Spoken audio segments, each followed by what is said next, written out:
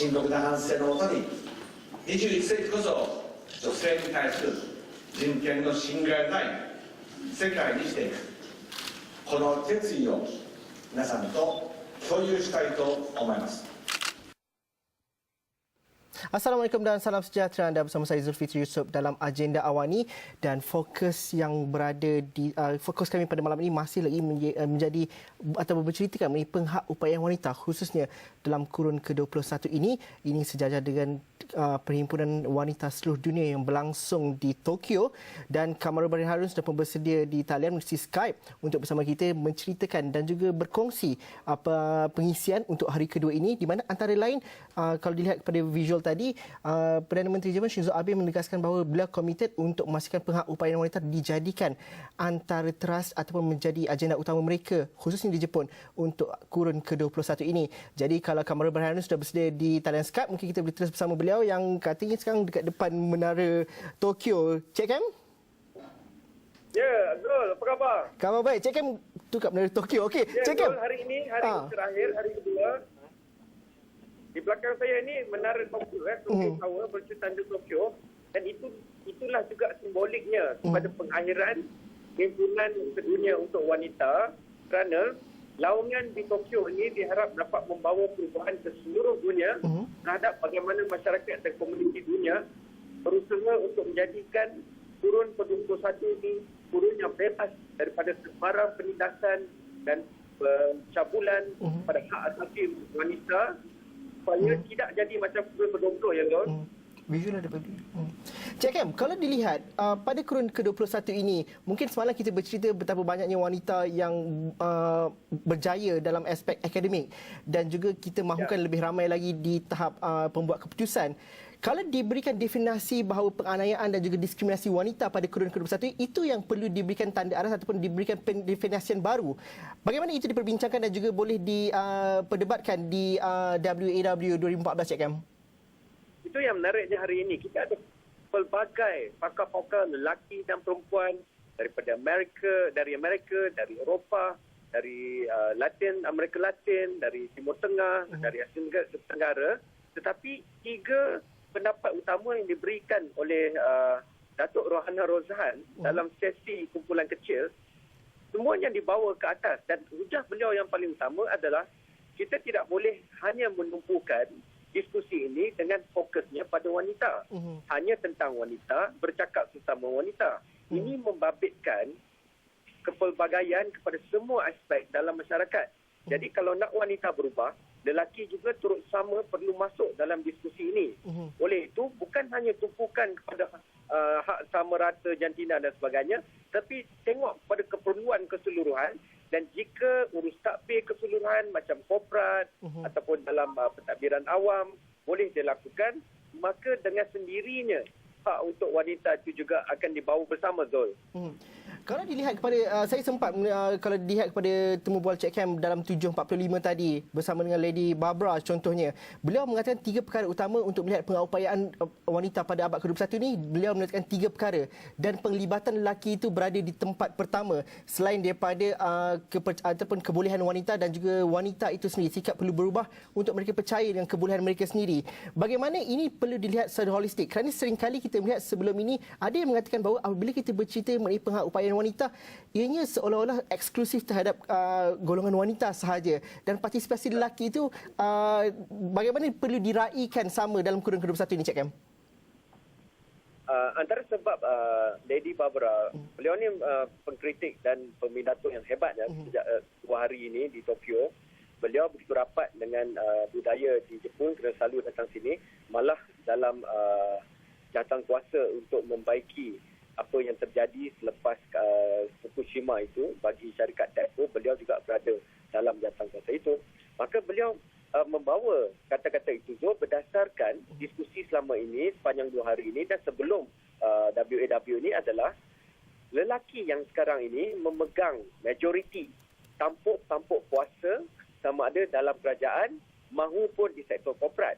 Jadi jika lelaki tidak dimasukkan dalam usaha ini, bagaimana mungkin perubahan itu akan berlaku, kerana penghadihan kuasa, pembuat keputusan dan penguatkuasaan misalnya dilakukan, dikuasai dan dipengaruhi oleh kelompok lelaki. Ini tak bermaksud kita melihat lelaki itu homogenes dan perempuan itu homogenes. Ini hanya akan bermaksud jika tidak ada penglibatan wanita di tahap tertinggi pembuat keputusan, maka siapalah yang akan mewakili dan memperjuangkan hak mereka dalam konteks itu, Zul, maka perubahan akan berlaku lambat seperti yang selama ini berlaku. Tetapi kini dimulakan oleh Perdana Menteri Shinzo Abe, beliau sendiri menegaskan bahawa tidak lagi akan berlaku pencabulan. Itu usaha dan impian beliau yang beliau rayu supaya semua orang seluruh dunia turut serta. Pun melaksanakannya secara praktikal, secara terperinci dalam beberapa polisi yang sedang akan dan terus dilakukan, Zul. Dalam konteks ini jelas je, Zul. Macam kalau kita nak ibu yang ada anak untuk bekerja, maka kita perlu ambil keluar halangan struktur seperti tidak ada pusat penjagaan kanak-kanak di tempat kerja. Ataupun kalau pun nak tinggalkan di rumah, ada penjaga yang ada credibility, yang disahkan, bermutu supaya tak risau nak tinggalkan anak. Dan seperti juga contoh, maka kita cakap lepas ni, Zul nak pergi rehat dulu kan? Okay. Tak apa. Kita nak pergi rehat dan dapat queue. Tapi saya nak juga mungkin Cik Kem boleh kongsikan juga pengalaman Jepun sendiri. Kerana hari ini kita melihat bahawa Jepun masih lagi berusaha untuk meningkatkan penglibatan wanita, khususnya dalam hak upayaan wanita. Walaupun pada 1960-an mereka sudah ada wakil wanita di PBB yang cukup hebat. Itu yang dikongsikan oleh Christine Lagarde semalam dalam ucapannya, bagaimana walaupun beliau wakil wanita itu ke PBB dari Jepun itu memiliki kehebatan yang sedemikian rupa di peringkat dunia, tetapi mereka individu itu memerlukan suara dari wanita sendiri untuk mengatakan, ya, anda boleh melakukannya. Dan selepas ini kita nak tengok juga, Cik Kem, sebelah kita berhenti lihat ni, kita nak tengok bagaimana penglibatan di sektor korporat dan juga di sektor kerajaan boleh memberi hak upaya yang sebenarnya untuk wanita kurun ke-21. Itu kita bincangkan dalam agenda awal ni selepas ini.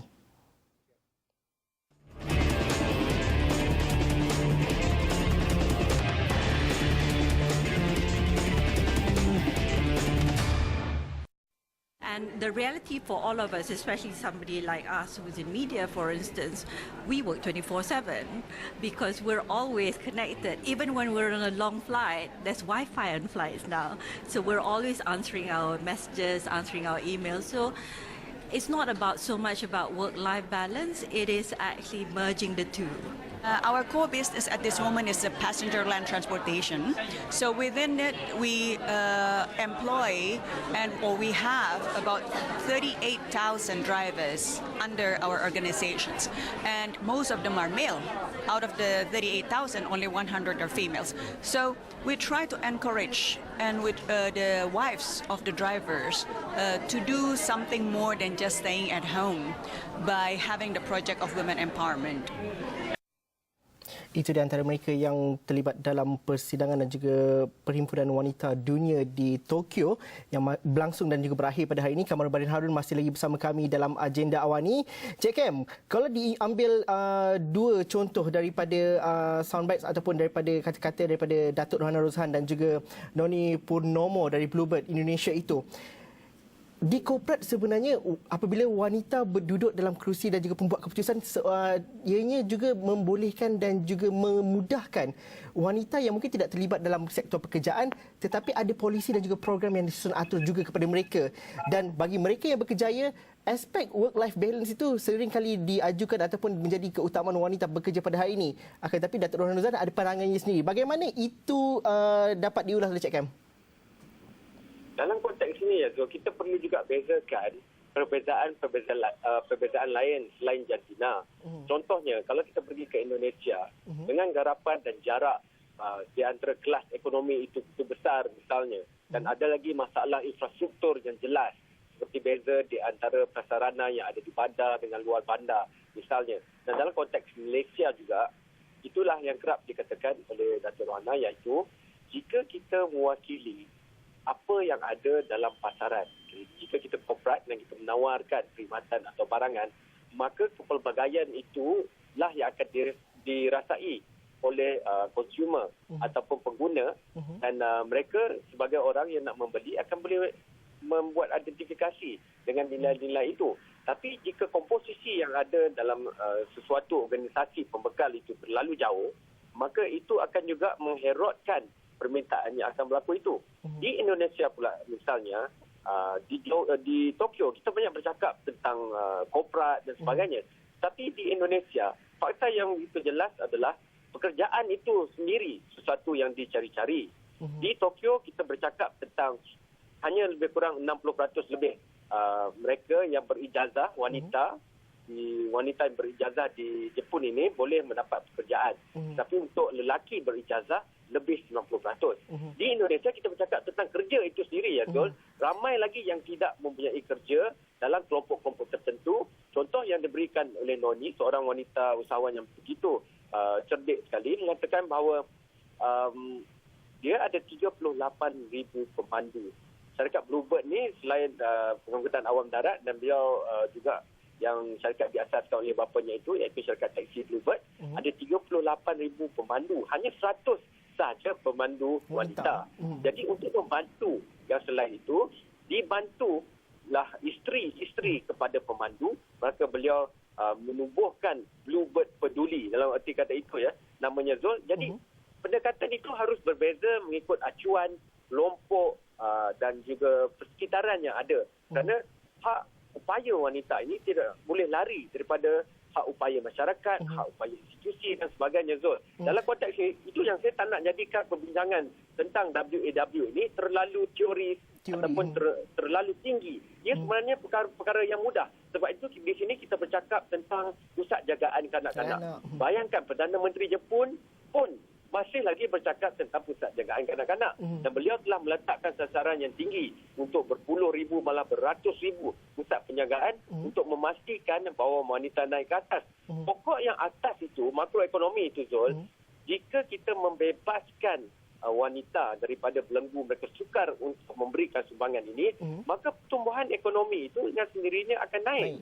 Dan di Jepun yang menghadapi masalah penuaan di mana purata umur mediannya adalah lebih kurang 45-48 tahun macam tu ya Zul, berbanding kita hujung 20-an, maka siapa yang nak bekerja nanti? Siapa yang nak meningkatkan produktiviti? Jadi yang sudah ada itu perlu ditekankan, yang lain itu perlu bergerak bersama. Dalam konteks ini, saya rasa ia akan membantu Jepun walaupun mereka masih lagi dilihat sebagai, dan dalam diskusi kumpulan kecil pun di sini diakui bahawa masyarakat Jepun masih lagi masyarakat yang begitu menurut hierarki. Dan dalam kontrak hierarki ini, patriarkal dan sebagainya, maka mungkin sukar untuk dianjakkan halangan-halangan tertentu, tapi pada masa yang sama tidak menghalang mereka untuk memberikan jutaan ataupun bilion dolar Amerika untuk ODA, Overseas Development Assistance, ataupun bantuan keluar negara. Contohnya membeli mesin jahit bagi kelompok suri rumah di Kenya. Dan ini akan memberikan mereka pulangan kembali, kerana dengan rangkaian antarabangsa ini, pelbagaian diskusi yang berlangsung ini Zul, maka idea-idea baru akan keluar dan ia akan memberi inspirasi. Saya nak bagi Zul satu lagi contoh, saya tahu saya cakap banyak ni Zul, tapi banyak saya nak beritahukan. Polisi yang ingin diminta diubah atau ditambah di Jepun ini adalah membenarkan masuknya pekerja-pekerja asing, khususnya visa khas kepada mereka yang boleh memelihara kanak-kanak, supaya kekangan itu akibat daripada tidak cukup tenaga muda di Jepun ini boleh diatasi. Itu antara yang kita boleh rumuskan pada soalan Zul tadi. Okey, Cik Ken, kita nak pergi berhenti rehat seketika dahulu. Tapi selepas ni kita nak kongsikan juga temu bual Cik Ken bersama dengan salah seorang siswa Zatani yang ditemui di WOW juga, di mana sanggup pulang ke Jepun untuk membantu kerana daripada jumlah populasi dan juga jumlah peratusan wanita yang terlibat dalam pertanian contohnya tinggi, tetapi mereka yang terlibat dalam buat keputusan masih lagi kecil, dan itu juga dihadapi di Jepun. Dan bagaimana akhirnya kita nak tengok Lady Barbara juga ada mengatakan bahawa wanita perlu memiliki wang sendiri, ada sumber pendapatan sendiri dan juga boleh berdikari sendiri, kerana itulah kebebasan sebenar dan juga hak upaya sebenar wanita. Itu mungkin kita dapat bincangkan selepas ini. Kita berhenti rehat seketika dahulu.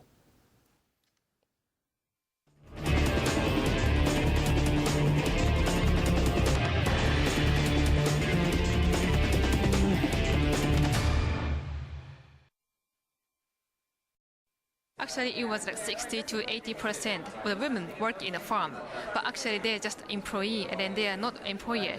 And then, but actually, I think that in Japan, actually 50% of the women work in a farm, but they're just the wife of the farmer or something, and they are not own the land or anything. So that is why it is important for women to be active in the farm and the agriculture sector.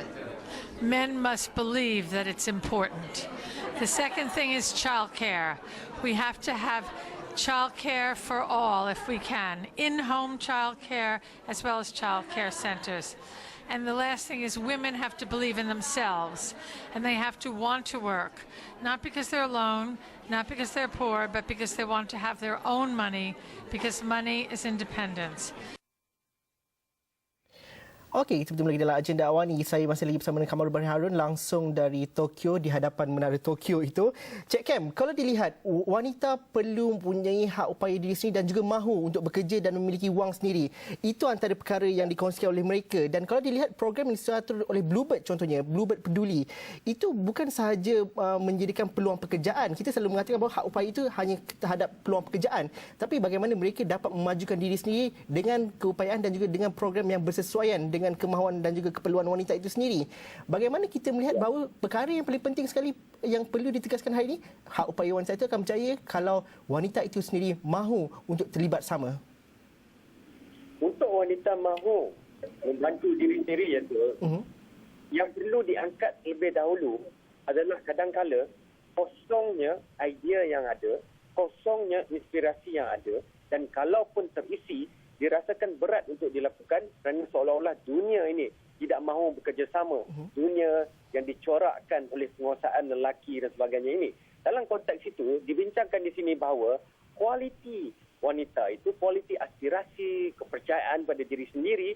Tapi soalnya, jika dalam masyarakat yang tidak seimbang ini, bagaimana mungkin mereka mendapatkan idola? Bagaimana mungkin mereka mendapatkan mentor? Bukan saja sekat mentor, tuliskan surat sokongan, resume dan sebagainya, tetapi setiap langkah mereka yang penting dalam kerjaya, dalam perniagaan, kalau mereka mahu menjadi usahawan misalnya, dibimbing tangan mereka oleh orang-orang yang sudah pun berjaya lebih dahulu. Jadi, orang-orang yang lebih berjaya dahulu ini, lebih ramai adalah lelaki, Zul. Dalam konteks inilah, dibincangkan bagaimana mungkin kita boleh diberikan insentif kepada syarikat yang pegawai atasan tertinggi dan pegawai pengurus pihak pertengahan membantu wanita-wanita yang cukup mempunyai merit naik ke atas, diberikan subsidi, diberikan kelonggaran untuk lebih mudah mendapat kontrak kerjaan dan sebagainya, dan untuk usahawan pula diambil keluar halangan modal misalnya. Bagaimana mungkin seorang ibu tunggal yang tidak mempunyai apa-apa aset meminta bantuan pinjaman untuk memulakan perniagaan. Ini difikirkan. Ini perlu campur tangan kerajaan. Jadi di sini kita bercakap juga tentang diskriminasi positif ataupun pemberian subsidi dalam hal itu, affirmative action, tindakan affirmative. Dan selain daripada itu, peranan media juga dilonggokkan di sini kerana jika dilihat pada drama ataupun barang kandungan kreatif, masih lagi mencorakkan wanita dalam komposisi perwatakan lama sebagai rumah sahaja, tidak bekerja dan sebagainya. Zul, bagaimana mungkin kanak-kanak dan juga remaja, wanita sekarang mempunyai inspirasi untuk menjadi lebih daripada apa yang ada di depan mata kita sekarang. Role model dan juga perubahan minda itu juga kalau dapat berlaku dengan adanya role model yang dekat dengan mereka, ianya perlu datang dari wanita juga mungkin. Dan bagaimana dalam aspek ini, wanita-wanita dah berjaya ini yang mungkin perlu diperbanyakkan lagi, perlu menjadi dan juga menjadikan diri mereka itu adalah role model yang terbaik. Kerana mungkin ada yang terlibat dalam pembuat keputusan dan sebagainya, tapi tidak ramai yang mampu untuk tampil dan membuat advokasi dan sebagainya untuk menjadi role model kepada yang lain. Itu penting dalam konteks hari ini kerana semalam Datuk Rohana Rozan juga berkongsikan bagaimana anak-anak kecil mungkin berjumpa dengan dia dan mengambil gambar dan mengatakan dia adalah seorang hero dan sebagainya. Perkara itu mungkin kecil bagi seorang anak muda, tapi membawa impak yang cukup besar sebenarnya. Cik kan mungkin boleh ulas sikit dalam aspek itu. Datuk juga memberikan jawapannya di situ, ya, Jo. Kerana kadang-kadang kita terlalu melihat pada kuantiti. Tapi kualiti kejayaan itu, jika cukup hebat, maka ia boleh memberi inspirasi kepada semua. Seperti diungkapkan di perhimpunan ini, John F. Kennedy mengatakan bahawa kita bukan pergi suka ke bulan itu, tetapi kita pergi ke bulan itu kerana pergi ke bulan itu susah dan agak mustahil pada masa itu. Jadi, kalaupun ada seorang dalam lautan yang luas, orang itu akan nampak dengan jelas. Cuma masalahnya, kita kadang-kala dalam aspek komunikasinya terperangkap dalam rangka lama. Dan masih lagi membincangkan watak tradisi, isu-isu stereotip, kisah cinta, wanita itu cemburu, wanita itu tidak. Kalau pergi ke pejabat berpakaian hebat dan sebagainya, menjadi ketua, tidak semestinya wanita. Jadi ini antara anjakan minda yang memerlukan kerjasama mereka yang berada dalam bidang studi saya dan Zul ini dan lebih lagi kandungan kreatif untuk mewujudkan naratif-naratif baru yang meraihkan kepelbagaian, yang meraihkan kejayaan wanita, bukan hanya mengungkapkan yang negatif dan negatif dan negatif. Itu hujah Datuk Rohana bila berkata beliau seorang wanita, seorang perempuan dalam kalangan 3 beradik yang 2 lagi adalah lelaki. Beliau hanya mahukan yang sama, peluang yang sama, mendapat menikmati apa yang sama, bukan lebih atau sebagainya. Jadi untuk mendapatkan yang sama itu, dia perlu bermula daripada persepsi, dan persepsi itu bidang kita tu. Cik Kem, saya ada 30 saat lebih kurang, dan bagaimana Cik Kem menyimpulkan dan juga mengungkapkan WAW penganjuran tahun ini dalam satu perkataan ataupun satu frasa yang cukup jelas? Sejauh mana kita nilai kejayaan dan juga impak diskusi dan juga perbincangannya itu? Goal itu diberikan oleh tema WAW 2014 ini, iaitu biarlah wanita menyinar di dunia ini. Dan itu diambil secara begitu gairah, secara begitu dekat dan teguh sekali oleh kebanyakan wanita yang saya saksikan dan dengar sendiri pendapat mereka, kualiti hujah mereka dan keteguhan mereka. Malah seorang wanita daripada Afrika mengatakan bahawa sudah cukup lama berkurun-kurun kita menantikan kurun yang boleh kita menyatakan inilah kurunnya yang wanita akan mendapat hak yang patut bagi mereka. Sudah 21 kurun tu. Kurun 21 inilah masanya. Terima kasih Cik Kem, minta langsung dari Tokyo, Jepun melalui Skype. Terima kasih. Mungkin selepas ini kita dapat banyak lagi kongsikan pengalaman dan juga banyak kongsi intipati yang dibawa dari Jepun. Sekian saja agenda Awani untuk malam ini. Terima kasih kepada anda yang menonton. Jika anda ada sebarang pandangan ataupun cadangan, boleh teruskan bersama kami di Facebook, Twitter ataupun segala platform media sosial yang telah kami sediakan, dan teruskan bersama kami di astroawani.com untuk perkembangan yang lebih komprehensif, atau tonton semula rancangan ini di YouTube Enjoy Awani.